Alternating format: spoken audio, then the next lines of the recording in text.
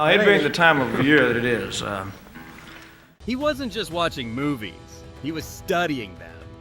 Late at night, after the crowds were gone and the stage lights had faded, Elvis Presley would sit in the dark and let stories wash over him.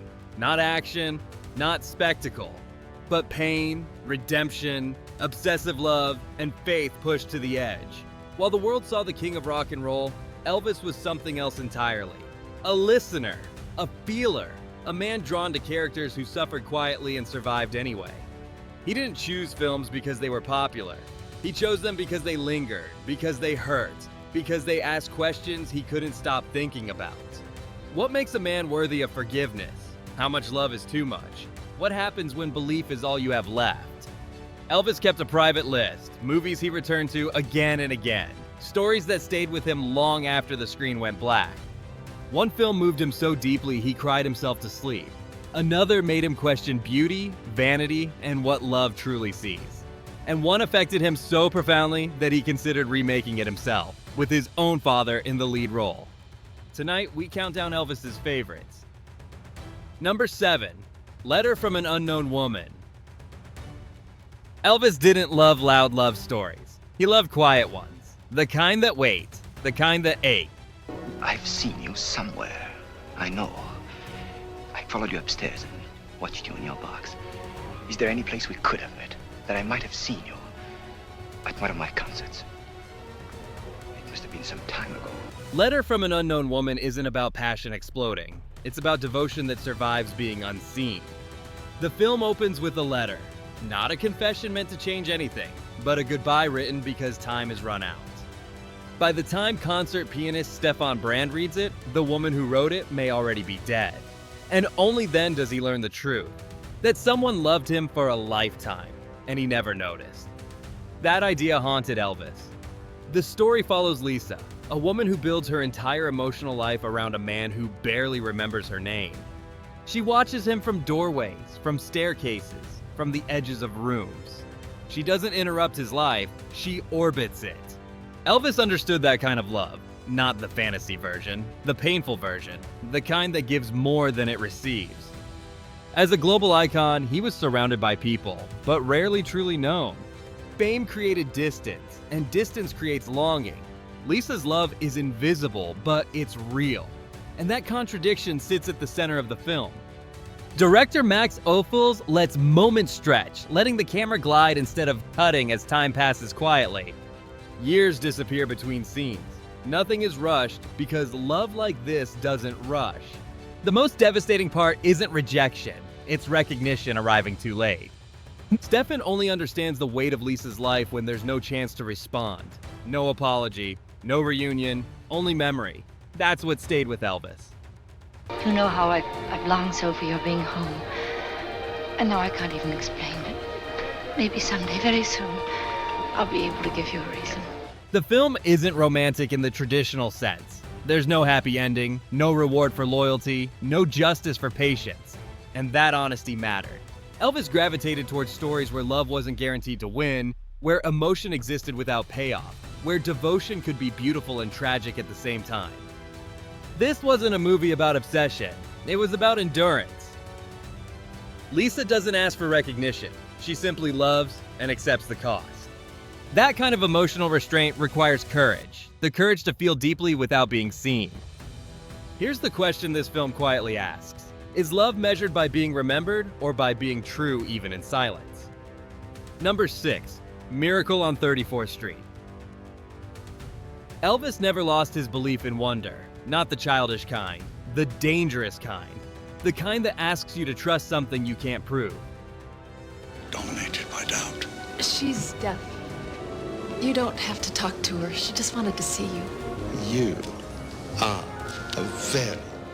Miracle on 34th Street isn't really about Santa Claus. It's about faith being put on trial, publicly, ruthlessly. In a world that insists logic must always win, that tension mattered to Elvis. The film begins playfully, almost innocently. A department store Santa, a smiling crowd, holiday cheer. But beneath the warmth, something heavier is happening. The story asks a serious question. What happens when belief is no longer fashionable? Kris Kringle doesn't try to convince anyone he's Santa. He doesn't argue. He doesn't perform. He simply behaves as if kindness still matters. And that quiet confidence becomes a threat. When the courtroom scene arrives, the movie shifts. This is no longer a holiday fantasy. It's a test. Not of one man's identity, but of what society is willing to defend. The lawyer argues that faith itself is on trial. That belief in joy, generosity, and goodness has become something people feel embarrassed to admit. Elvis understood that pressure. As fame grew, skepticism followed. People questioned his sincerity, his faith, his motives. The brighter the spotlight, the harder it became to hold on to simple beliefs without irony. Kris Kringle never raises his voice. You are a very beautiful young lady. He never demands respect. He lets the world reveal itself by how it treats him. That restraint is powerful. The film suggests that belief isn't something you prove, it's something you choose. And choosing it comes with consequences. What struck Elvis most was the risk. To believe when others laugh. To hold on to joy when the world calls it naive. To defend something intangible in a culture obsessed with evidence. That's not weakness, that's courage. The children in the film don't believe because they're told to. They believe because they feel something real, something warm, something human. And adults struggle with that, because adulthood teaches caution, doubt, protection against disappointment. Elvis felt that conflict deeply. Success brought luxury, but it also brought suspicion. Trust became fragile. Faith became private. Miracle on 34th Street offered him a reminder. That belief doesn't have to disappear just because the world grows colder. The ending doesn't declare victory. It offers reassurance. A small miracle, just enough to keep hope alive. That balance mattered. Number 5. It's a Wonderful Life. Elvis understood pressure, the kind that doesn't come from failure, but from expectation. It's a Wonderful Life spoke to that. On the surface, it's a holiday film. Warm, familiar, played every year. Mary, I know what I'm gonna do tomorrow and the next day and next year and a year after that. I'm shaking the dust of this crummy little town off my feet and I'm gonna see the world. But underneath the snow and music is a darker question. What is a life worth when it feels unfinished? George Bailey isn't chasing fame. He isn't trying to be special. He just wants to matter. And slowly, quietly, the weight of responsibility crushes him. That struggle felt familiar to Elvis. The film doesn't begin with despair. It builds toward it. Small compromises, delayed dreams, promises postponed. George keeps giving pieces of himself away, believing fulfillment will come later. Later never arrives. By the time Clarence appears, George is exhausted. Not dramatic, not heroic, just tired. Tired of being needed. Tired of being strong. Tired of feeling trapped inside a life he didn't choose. That emotional honesty is why the film lasts. Elvis knew what it meant to feel surrounded yet alone. To give endlessly while questioning your own purpose. To wonder if your absence would even be noticed once the noise stopped. Clarence doesn't lecture George, he doesn't shame him. He shows him something worse than failure, erasure, a world where he never existed. And suddenly, every small kindness matters. Every quiet sacrifice carries weight. The film reframes success, not as achievement, but as impact. That message hit Elvis hard. Fame tells you your value is visible. Charts, crowds, headlines. But this film insists the opposite.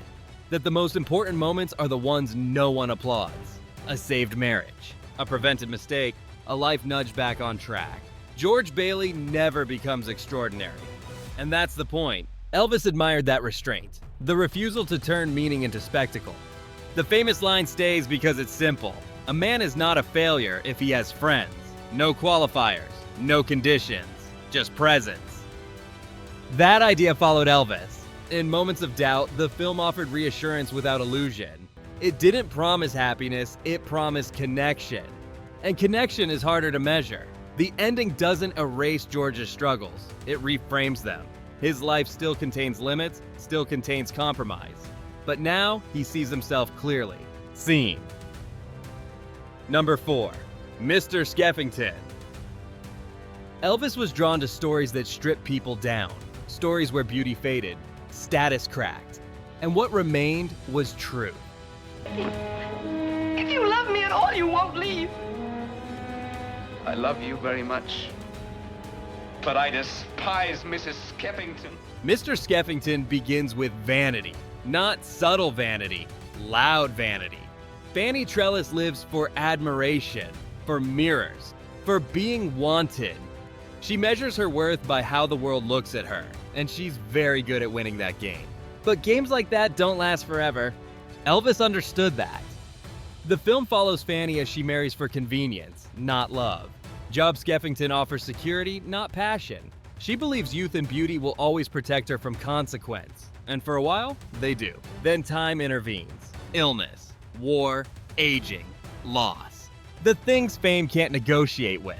As Fanny's world collapses, so does the illusion she built her life on. Her beauty fades, her power disappears. The attention she depended on evaporates. And suddenly, she's forced to face the one thing she never learned how to value: being loved. Elvis paid close attention to that shift because he lived inside a world obsessed with surfaces. Applause, appearance, image, the constant pressure to remain desirable. The film doesn't punish Fanny cruelly. It lets her wake up slowly, painfully, with regrets. That restraint mattered. There's a famous exchange in the film where Job insists that a woman is beautiful only when she's loved. Fanny dismisses him. She believes beauty comes from sleep, salons, bone structure, from control. Elvis knew that argument wasn't just about gender, it was about identity. What happens when the thing you've built yourself on disappears? Fanny's transformation isn't glamorous, it's quiet. She becomes smaller, softer, less certain, but also more real. Only when she loses her reflection does she begin to see clearly. Elvis connected with that fear, the idea that admiration can vanish overnight, that love rooted in image is fragile, that applause isn't affection. The film suggests something uncomfortable, that being desired is not the same as being known, and confusing the two leads to loneliness. That lesson stayed with him.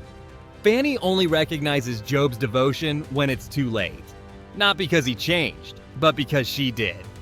The tragedy isn't loss, it's delayed understanding. Elvis gravitated towards stories like that, stories where realization arrives after damage, where wisdom costs something. Here's the question the film leaves behind. If love isn't based on how you're seen, what is it based on? Mr. Skeffington doesn't offer easy answers. It offers consequences. For Elvis, the film wasn't about vanity being punished. It was about value being misunderstood, and the danger of learning too late what truly matters. In a life surrounded by mirrors, that warning felt personal and impossible to forget. Number 3, The Way of All Flesh.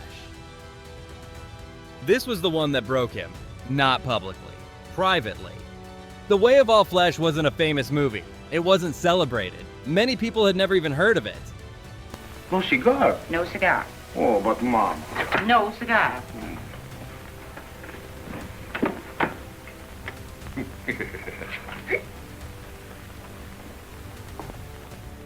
But for Elvis, this story cut deeper than any other. He didn't just watch it, he absorbed it. The film follows a successful banker whose life collapses in an instant. He's robbed, disgraced, stripped of identity. And slowly, he disappears from the world that once knew his name. What remains is loneliness. Years later, broken and unrecognizable, the man returns home. He stands outside his old house, looks through the window, sees his family safe, happy, moved on. They don't recognize him. And that's the moment that haunted Elvis. The man doesn't step forward. He doesn't explain. He doesn't ask for pity. He walks away, alone, into the cold. When Elvis watched this film with Priscilla, he cried himself to sleep. Not quietly, not politely. It hit something raw, something unguarded.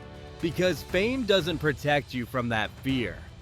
Elvis knew what it meant to lose control of your own identity, to feel misunderstood, to wonder whether the people who loved you loved the real you or the version they remembered. The film doesn't offer redemption. It doesn't restore status. It doesn't repair the damage. It simply accepts loss. That honesty mattered. Elvis was so affected by the story that he considered remaking it. Not as a career move, not as a prestige project, but as something personal. He even imagined casting his own father in the lead role. That detail says everything. This wasn't entertainment to him, it was recognition. The idea that a man could give everything, lose everything, and still choose silence over intrusion. That dignity could exist even in erasure. Elvis connected to the restraint. As his own life became more isolated, the film's message grew heavier. That success can vanish. That identity can dissolve. That sometimes love means stepping away instead of being seen. The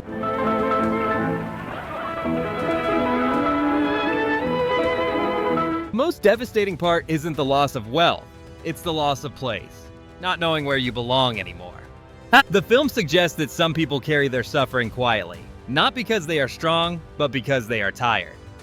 Elvis understood that exhaustion. Here's the question this film leaves behind. If the people you love no longer recognize you, do you remind them or do you let them go? The Way of All Flesh never answers that directly. It lets the silence speak. For Elvis, that silence was unbearable and unforgettable because it reflected a fear he never fully escaped. That one day, the world would move on and he would be watching from the outside.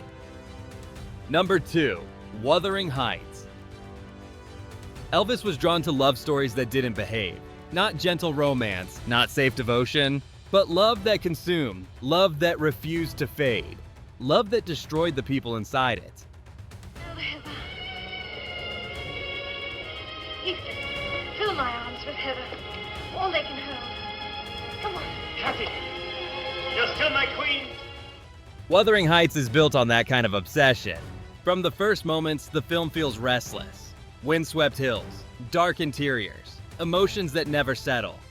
Heathcliff doesn't love Kathy politely. He needs her, and that difference changes everything. Elvis understood that intensity. Heathcliff's love isn't healthy. It isn't balanced. It doesn't grow softer with time. It grows sharper, more desperate, more dangerous. And yet, it feels honest in a way calmer romances don't. Kathy isn't simply a love interest. She's an identity, a mirror, a wound. When she chooses a life without Heathcliff, it doesn't just break his heart. It erases his sense of self. That loss fuels the rest of the story. Elvis recognized that feeling, the fear of being replaced, the terror of loving someone more than they love you back, the ache of knowing that passion doesn't guarantee permanence. The famous confession stays because it's extreme. Heathcliff admits he needs Kathy more than his own life, more than his own soul. That kind of language isn't romantic, it's revealing. It exposes the danger of love without boundaries. Elvis lived inside that contradiction. He craved connection. But intensity often pushed people away. The deeper he felt, the harder it became to protect himself from disappointment. The film doesn't soften Heathcliff. It lets him become bitter, cruel, unforgiving. Love curdles into resentment. Longing turns into punishment. And still, the emotion never disappears. That permanence is what haunted Elvis. Wuthering Heights suggests that some loves don't end when people do. They echo. They poison the future. They shape everything that comes after. The setting reinforces it. The land itself seems trapped in memory. Nothing moves on cleanly. Everything carries residue. Elvis gravitated towards stories where love left scars, because scars proved something mattered. He didn't romanticize obsession, but he understood its pull. The feeling that without one person, the world loses its shape. The tragedy of the film isn't just death, it's fixation. The inability to let go. The refusal to release what once defined you. Here's the question the film leaves behind. If love becomes the center of who you are, what happens when it's taken away? Wuthering Heights offers no comfort, no lesson neatly tied up. It leaves you unsettled. That's why it stayed with Elvis, because it acknowledged a truth few stories admit. Some loves don't heal you, they haunt you. And once they take hold, they never fully let go. Number 1, Les Miserables. This was the story that defined him. Not the performer, the man. Wait, please, I have a child. So different from this hell I'm living. Les Miserables wasn't just Elvis's favorite movie, it was the one that echoed through his life again and again, long after the screen went dark. From the opening moments, the film makes a promise that as long as society continues to punish people who have already paid for their mistakes, this story must be told. That line alone stopped Elvis every time he heard it, because it wasn't entertainment, it was an accusation. Jean Valjean isn't a hero in the traditional sense. He's a man marked forever by a single crime. A man who tries to become better, only to discover that the world refuses to forget who he used to be. Elvis understood that burden. Fame gave him everything, but it also froze him in place. Every mistake repeated, every flaw magnified, no room to evolve, no permission to be forgiven. Valjean's struggle isn't about escaping the law, it's about escaping judgment. About proving that a person can change even when the world insists they can't. That fight mattered deeply to Elvis. The character is hunted not because he's dangerous, but because he represents an uncomfortable truth. That justice without mercy becomes cruelty, and mercy without understanding is rare. Elvis gravitated toward that tension. Throughout his life, he was pulled between guilt and grace, faith and fear, public image and private regret. He sang about redemption constantly, not as fantasy, but as longing. Valjean's strength isn't physical, it's moral. He chooses compassion even when it costs him. He helps others knowing it may destroy him. He gives when he has every reason to take. That kind of goodness is exhausting. And Elvis knew exhaustion. The film doesn't pretend redemption is easy. Valjean suffers. He sacrifices. He carries his past like a shadow that never disappears, but he never stops trying to be better than he was. That persistence stayed with Elvis. It's why he returned to the film again and again, why he spoke about it with reverence, why he saw himself inside it. In Valjean, Elvis saw a man begging the world to believe that people are more than their worst moments, that forgiveness is not weakness, that compassion is not naive, that love can be an act of defiance. Here's the question this story leaves behind. If a person truly changes, who gets to decide when they're forgiven? Les Miserables doesn't answer that easily. It forces you to sit with it, to question how quickly we condemn, how slowly we release. For Elvis, this wasn't just his favorite movie. It was a mirror, a reminder that no matter how heavy the past becomes, redemption is still worth chasing, even if the world never stops watching. Elvis Presley's favorite movies weren't about escape. They were about confrontation. Stories of men searching for forgiveness, love that refused to fade, faith tested under pressure, and identity stripped bare. These weren't casual choices. They were emotional landmarks. Each film reflected something Elvis carried quietly while the world watched the crown on his head. From silent devotion to crushing loss, from belief without proof to redemption denied and chased anyway, these stories followed the same question. Can a person change and still be accepted for who they become? Elvis never stopped asking it. Not in his music, not in his faith, not in his private moments alone with a screen. What's striking isn't how dramatic these films are, it's how human they are. They don't reward devotion. They don't promise happy endings. They simply tell the truth and let it hurt. That honesty mattered to Elvis more than spectacle ever could. And maybe that's the real revelation here. That behind the legend was a man drawn to quiet suffering, moral struggle, and the hope that goodness still counts, even when it costs everything. So now the question turns to you. Which of these films stayed with you the longest? Which one do you think reveals Elvis most clearly? Share your thoughts in the comments, and if this journey moved you, like the video and subscribe for more stories that look beyond the spotlight. Because some movies don't just entertain, they tell us who we are.